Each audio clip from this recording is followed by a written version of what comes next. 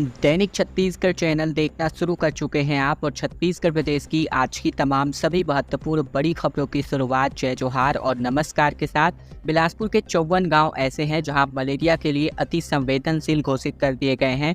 7 नए मरीज मिलने की वजह से ये फैसला किया गया, जहां हाई कोर्ट के आदेश के बाद कलेक्टर ने बाइक से दौरा किया है गाँवों का। छत्तीसगढ़ के बिलासपुर जिले के कोटा विधानसभा क्षेत्र अंतर्गत तकरीबन 54 गांव ऐसे हैं जहां मलेरिया के लिए ये अति संवेदनशील है और ये 7 नए मरीज यहीं से मिले हैं। हाई कोर्ट के आदेश के बाद बिलासपुर कलेक्टर अवनीश शरण ने बीते दिन कोटा विकासखंड के मलेरिया प्रभावित कुरदर, छुईहा, टेंगनमारा समेत अन्य गांवों का दौरा किया। साथ ही मलेरिया संक्रमितों की संख्या अब 17 से पार हो चुकी है, वहीं 4 की हालात बेहद गंभीर है। इसके पहले बुधवार को बिलासपुर में मलेरिया से 2 सगे भाइयों की मृत्यु हो गई थी और 5 दिन पहले तेज बुखार आने की वजह से दोनों को टेंगनमारा के उप स्वास्थ्य केंद्र में भर्ती कराया गया था। वहीं कलेक्टर अवनीश शरण ने सड़क को 2 दिनों के अंतर्गत सुधार कर आने जाने योग्य बनाने का निर्देश जारी किया। साथ ही कलेक्टर ने 4 घंटे तक कोटा ब्लॉक के दूरस्थ मलेरिया पीड़ित इलाकों का सघन दौरा किया है। साथ ही उन्होंने रोज शाम को जन चौपाल लगाकर जन जागरूकता फैलाने को कहा। एक बाइक एम्बुलेंस को कुरदर में 24 घंटे रखने के निर्देश भी जारी किए। साथ ही बात करें तो यहाँ आरडी किट से मलेरिया की जांच निरंतर करने को लेकर इन्होंने जानकारी दी। साथ ही स्वास्थ्य अमला के सर्वे में बीते दिन 7 मलेरिया पॉजिटिव मिले, जहां कोटा के टेंगनमारा के गांव करवा में मलेरिया से 2 भाइयों की मौत के बाद जिला प्रशासन अब सख्ते में आ चुका है। साथ ही 54 गांव ऐसे हैं कोटा विकासखंड के अंतर्गत जिनको अब बेहद अति संवेदनशील घोषित किया जा चुका है।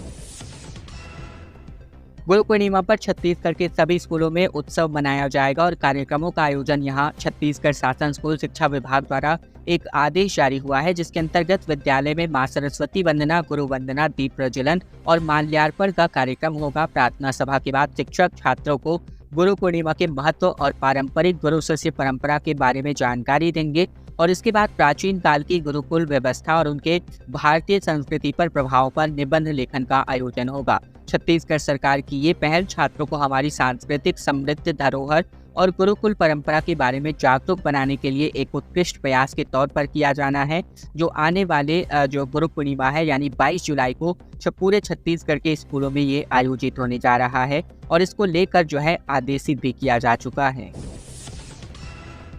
24 जुलाई को विधानसभा का घेराव कांग्रेस करने वाली है, जिसको लेकर जिला कांग्रेस कमेटी की दीपक बैज ने बैठक ली है। छत्तीसगढ़ में कानून व्यवस्था, अपहरण, लूट, हत्या और बलौदाबाजार हिंसा के विरोध में 24 जुलाई को कांग्रेस प्रदेश स्तरीय विधानसभा का घेराव करने जा रही है। इसको लेकर प्रदेश कांग्रेस अध्यक्ष दीपक बैज ने जिला कांग्रेस कमेटी के साथ बैठक की, जिसमें विपक्ष में आने के बाद कांग्रेस का ये अब तक का सबसे बड़ा प्रदर्शन होने जा रहा है। पीसीसी चीफ दीपक बैज ने कहा कि प्रदेश की कानून व्यवस्था पूरी तरीके से बर्बाद हो चुकी है।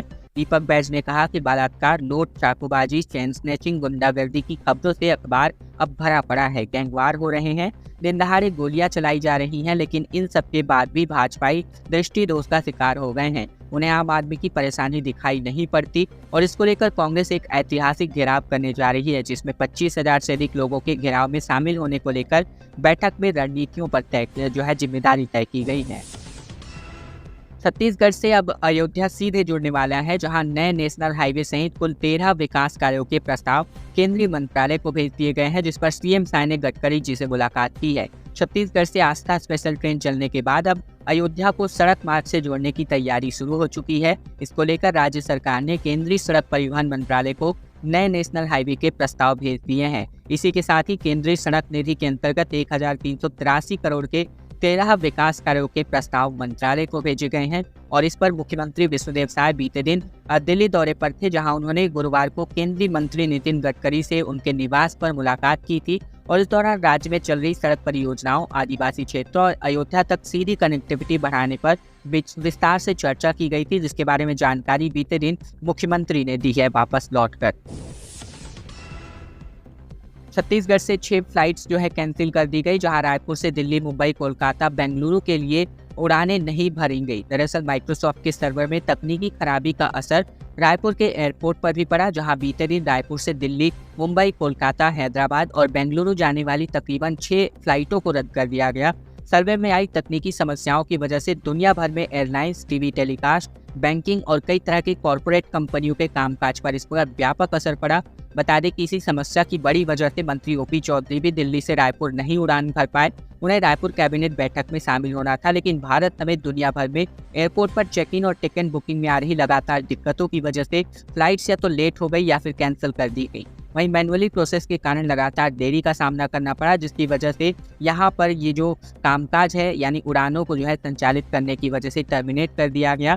क्लाउड स्टाफ के अपडेट होने की वजह से माइक्रोसॉफ्ट की सर्वर में तकनीकी समस्या आ गई थी। आदिवासी बाहुल्य गांवों में डायरिया का कहर देखने को मिल रहा है, जहां महीने भर में 7 लोगों की मौत डायरिया की वजह से हो गई है और गांवों में शुद्ध पेयजल की व्यवस्था नहीं हो रही। झीरिया का पानी पीने को मजबूर है और इसकी वजह से तमाम शिकायतें आ रही हैं। बात करें अगर हम कबीरधाम जिले के डायरिया के प्रकोप की, तो ये लगातार फैलता जा रहा है। बैगा बाहुल्य क्षेत्र ग्राम झलमला में आश्रित ग्राम सरिंडा में 2 महिलाओं की एक बार फिर से मृत्यु हो गई, जिसमें एक महिला गर्भवती थी। बता दें कि डायरिया से जिले में अब तक 1 माह के भीतर 7 लोगों की जान चली गई है और इसके बाद भी पीएचडी विभाग की ओर से घोर लापरवाही खुलकर सामने आ रही है। वहीं जिले में गंदा पानी पीने और मौसमी बीमारी के चलते गांव में डायरिया फैल चुका है। 1 माह के भीतर कोइलारी, गोपाल भावना, देहानडी और सोनमाही गाँवों में डायरिया का प्रकोप देखने को मिला है और इन गाँवों से अब तक 1 माह के भीतर 7 लोगों की जान चली गई है।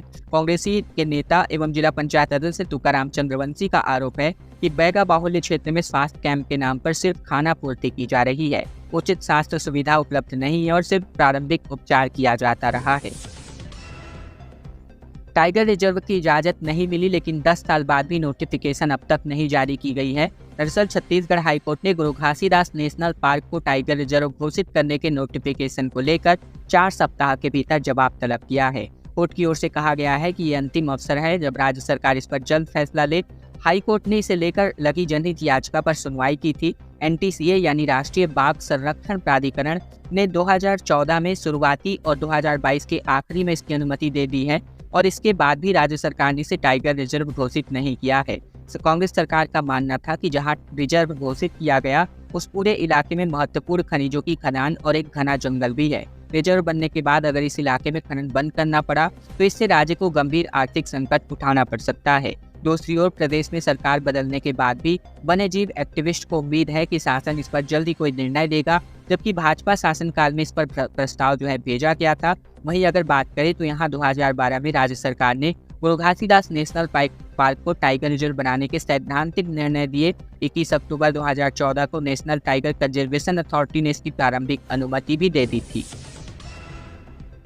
छत्तीसगढ़ के तमाम डॉक्टर्स और स्वास्थ्य कर्मचारी अब मुख्यालय से अपने बाहर नहीं जा पाएंगे, क्योंकि मलेरिया और डायरिया को लेकर सीएम साय के सख्त निर्देश जारी हुए हैं। छत्तीसगढ़ में डायरिया और मलेरिया के बढ़ते मामले को देखकर मुख्यमंत्री विष्णुदेव साय ने डॉक्टर्स और स्वास्थ्य कर्मचारियों को मुख्यालय नहीं छोड़ने का निर्देश दिया है। सभी पोस्टेड डॉक्टर्स और स्वास्थ्य कर्मचारी मुख्यालय में ही रहेंगे। इमरजेंसी सिचुएशन के लिए अस्पतालों में तैयारी रखने को कहा गया है। वहीं बीते 15 दिनों में मलेरिया और डायरिया से प्रदेश भर में तकरीबन 9 आदिवासियों की मृत्यु के बाद सीएम साय ने ये निर्देश जारी दिए हैं। गांव में स्वास्थ्य शिविर लगाकर ग्रामीणों की जांच करने को कहा गया है। मुख्यमंत्री के निर्देश में ये भी पालन करने को कहा गया है कि स्कूलों में बच्चों की प्रार्थना सभा के बाद उन्हें डायरिया और मलेरिया के बारे में बताया जाए। बच्चों को इसकी जानकारी दी जाएगी कि कैसे बीमारियों से सावधानी बरती जा सके। गांव में मलेरिया चौपाल लगाकर लोगों को जागरूक किया जाएगा। वहीं मुख्यमंत्री ने स्वास्थ्य विभाग के अधिकारियों से कहा है कि अगर लापरवाही होती है तो इस पर सख्त एक्शन लिया जाएगा। ओपी चौधरी का चैलेंज है भूपेश बघेल को, जो स्वीकार कर लिया गया। जहां महतारी वंदन योजना पर कहा कि चलिए रायपुर में ही पता करते हैं कि क्या सभी महिलाओं को पैसा मिलता है, जिस पर चैलेंज स्वीकार किया गया है छत्तीसगढ़ में महतारी वंदन योजना को लेकर। क्योंकि वित्त मंत्री ओपी चौधरी के चैलेंज को भूपेश बघेल ने स्वीकार किया है। ओपी चौधरी ने कहा था कि किसी भी गाँव में चलकर पैसे ट्रांसफर होने का पता लगा लेते हैं। उनके चैलेंज पर भूपेश बघेल ने कहा कि किसी गांव जाने की क्या जरूरत है, रायपुर के किसी वार्ड में चलिए महिलाओं से पूछ लेंगे। भूपेश बघेल ने आगे कहा कि ओपी चौधरी आईएएस रहे हैं। मैं उनसे इतना कहना चाहता हूं कि प्रदेश में अंत्योदय कार्डधारी, निशासित कार्डधारी और प्राथमिकता कार्डधारी परिवारों को गिने और हर एक घर में एक बहू और एक सास हो तो संख्या 1 करोड़ के पार चली जाएगी। बीजेपी 70 लाख महिलाओं को पैसा देने की बात करती है, मैं तो सिर्फ गरीबी रेखा से नीचे जा रही महिलाओं की बात कर रहा हूँ। भाजपा ने सभी विवाहित महिलाओं को पैसा देने की बात कही थी। ये बातें भूपेश बघेल ने महतारी वंदन योजना को लेकर सरकार पर हमला बोलते हुए कही। सड़क हादसे में मां बेटी और युवक की मृत्यु हो गई। जहां छत्तीसगढ़ में पिकअप से जान बची तो यहां मिनी ट्रक के चपेट में ये सभी परिवार आ गए। दरअसल छत्तीसगढ़ के अंबिकापुर रायगढ़ नेशनल हाईवे पर शुक्रवार को ट्रक ने बाइक को रौंद दिया, जहां इसमें मां बेटी और बाइक चला रहे युवक की तीनों की ही मृत्यु हो गई। जहां हादसा नेशनल हाईवे क्रमांक 43 पर हुआ, सीतापुर थाना इलाके में। वहीं अगर बात करें दोपहर तकरीबन 1 बजे के आसपास सीतापुर से बाइक सवार युवक अपने साथ पड़ोसी मां बेटे को लेकर अंबिकापुर की ओर जा रहा था और इसी दौरान मंगारी गांव के पास बाइक के सामने से जा रही पिकअप के साथ अचानक मुड़ गई। पिकअप से बचने के चक्कर में बाइक सवार रॉन्ग साइड पर आ गए और इसी दौरान अंबिकापुर से सीतापुर की ओर जा रही तेज रफ्तार मिनी ट्रक ने उन्हें कुचल दिया और हादसे के बाद ट्रक चालक ने ही गाड़ी रोककर डायल 112 को सूचना दी। सीतापुर पुलिस ने शव को पोस्टमार्टम के लिए भिजवा दिया है। रायपुर में भारत के लिए पूरा मोहल्ला रोया क्योंकि भारत शहीद का नाम है। दरअसल छत्तीसगढ़ के मुख्यमंत्री विष्णुदेव साय और गृह मंत्री विजय शर्मा ने शहीद जवानों के पार्थिव शरीर को कंधा दिया। रायपुर के रहने वाले भारत ताऊ जो 17 जुलाई को बीजापुर में हुए नक्सली हमले में शहीद हो गए थे, बीते दिन उनकी पार्थिव शरीर को रायपुर लाया गया, जहां शहीद पिता को बेटी ने मुखाग्नि दी। सीएम साय ने माना स्थित 4ठी बटालियन पहुंचकर उन्हें श्रद्धांजलि अर्पित की। भारत की अर्थी को कंधा देने के बाद उन्हें पूरे सम्मान के साथ रायपुर स्थित उनके निवास मोवा के लिए विदा किया गया, जहां बेटी ने उनके पिता को मुखाग्नि दी। वहीं शहीद भारत को देख करके लोगों के आंखों में आंसू आ गए। इस दौरान लोग खुद ही घरों से निकलकर भारत की अंतिम यात्रा में शामिल हुए। इस दौरान सभी दुकानें बंद रही। बड़ा जनसमूह शहीद के साथ खड़ा हुआ दिखाई दिया। नक्सलवाद मुर्दाबाद, भारत माँ के लाल चले जैसे नारों से पूरा मोवा इलाका गूंज उठा। नक्सलवाद के प्रति लोगों में गुस्सा साफ तौर पर देखा जा रहा था।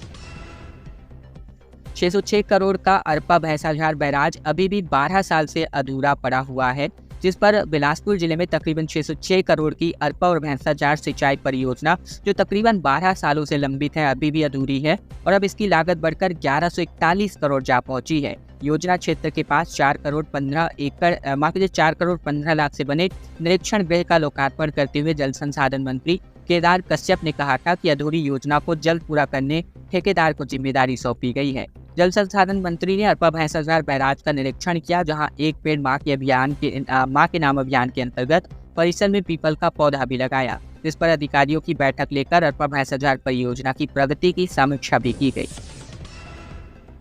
संरक्षण के अभाव में अब 9वीं शताब्दी की मूर्तियां बिखरी पड़ी हुई दिखाई दे रही हैं। रायगढ़ में जहां अतीत की कई धरोहरें बिखरी पड़ी हुई हैं, इसे सहेजने के लिए कोई भी प्रयास नहीं किया जा रहा है। जिला मुख्यालय से महज 12 किलोमीटर की दूरी पर लोइंग गांव स्थित है, जहां 9वीं शताब्दी की खंडित पड़ी मूर्तियां ये अशुद्ध हालत में पड़ी हुई हैं। इनमें अश्वारूढ़ सैनिकों की प्रतिमाएं हैं। गौतम बुद्ध, शिव जी और पार्वती की ऐसी प्रतिमाएं हैं जो यहाँ पर ऐतिहासिक हैं। ये प्रतिमाएं कई साल से लोइंग गांव के देवस्थल के पास ही सुरक्षित पड़ी हुई हैं और इन्हें सहेज कर रखना इतना भी उचित नहीं समझा जा रहा है, जबकि कई बार ग्रामीणों ने इसके देखरेख और संरक्षण के लिए गुहार भी पुरातत्व विभाग साथ ही छत्तीसगढ़ सरकार से लगा चुके हैं। ग्रामीणों का कहना है कि प्रशासन इस ओर ध्यान नहीं दे रहा है। वहीं अगर बताया गया गांव में कोई भी शुभ कार्य जैसे शादी और अन्य कार्यक्रम होते हैं तो सबसे पहले का न्योता यही दिया जाता है। देवस्थल पर पूरे विधि विधान के साथ बैगांव के बाद पूजा पाठ कराया जाता है और इसके बाद ही आगे के शुभ कार्यों की शुरुआत की जाती है। पहली बारिश में ही स्वामी आत्मानंद पुल में पानी भरा, जहां 30 और 35 लाख रुपए की लागत से ये काम निर्मित अभी तक नहीं हो पाया है। बालोद जिले के अगर हम कन्नेवाड़ा स्वामी आत्मानंद अंग्रेजी माध्यम विद्यालय की बात करें, जहां संधारित भवन पहली ही बारिश में जवाब दे दिया। दीवारों से पानी का रिसाव होने लगा, खिड़कियों के दीवारों से झरनों की तरह पानी गिरता है और फर्श पर भी पानी भरा रहता है, जिससे स्कूली बच्चों को पढ़ने में काफ़ी दिक्कतें भी होती हैं। बता दें कन्नेवाड़ा स्वामी आत्मानंद अंग्रेजी माध्यम विद्यालय, जिसके पुराने भवन को तोड़कर तकरीबन 35 लाख की लागत से इसको संधारित किया गया और छत को तोड़कर नया छत बनाया गया, जिस पर भवन बनकर तैयार तो हुआ है पर इसका हैंडओवर अभी तक नहीं हो पाया है। जगह की कमी की वजह से बच्चों को उस संधारित भवन में ही बैठाया जा रहा है। दोस्तों, खबरों का सिलसिला बस यही तक का था। अगर आपको वह वीडियो पसंद आए तो वीडियो को लाइक करना मत भूलेगा। साथ ही चैनल पर अगर आप नए हैं तो चैनल को सब्सक्राइब करना बिल्कुल मत भूलेगा, ताकि प्रतिदिन की महत्वपूर्ण खबरें, छत्तीसगढ़ के समाचार ठीक इसी प्रकार रोजाना हम आप तक पहुंचा सकें।